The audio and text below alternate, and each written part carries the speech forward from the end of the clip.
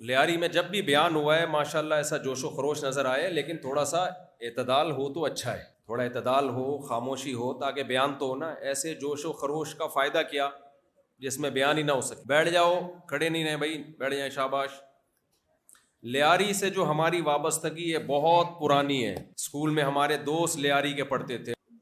لیاری والوں، اللہ نے آپ کو بہت سارے علماء دیے ہیں، یہاں بہت سارے مدرسے ہیں. اس مدرسے کا نام کیا ہے جہاں میں ہوں؟ خلفائے راشدین. ماشاءاللہ اتنا اچھا نام. اور یہ مجھے 2021 سے بلا رہے ہیں بیان کے لیے. 21 سے پیچھے پڑے ہوئے، بیان بیان بیان بیان. ہم نے کہا یار اب جائیں گے لازمی، اس سے پہلے کہ امام مہدی آ جائیں ہم لیاری میں بیان کر کے آئیں گے.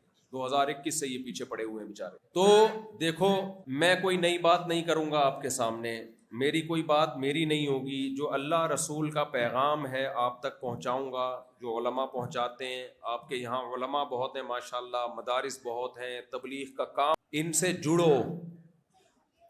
ٹائم آپ کا گزر جائے گا. اس نوکر کلب میں بھی گٹکے بھی یہاں بہت زیادہ کھائے جاتے ہیں، گٹکے کھا کے بھی ٹائم گزر جائے گا، اور سگریٹ پی کے بھی ٹائم گزر جائے گا، کھیل کود میں بھی ٹائم گزر جائے گا.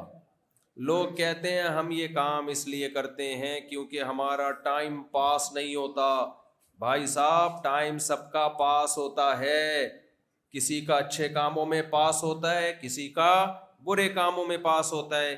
اگر ٹائم پاس نہ ہوتا لیاری والوں کا تو قبرستان کیسے آباد ہوتے؟ روزانہ پبلک مر رہی ہے کہ نہیں مر رہی ہے؟ اور قبروں میں جا رہے ہیں کہ نہیں جا رہے؟ ٹائم پاس ہوتا ہے تو تبھی تو قبر میں جاتے ہیں. اگر ٹائم رک جاتا تو ہماری عمر بڑھتی اور ہم موت کے قریب جاتے.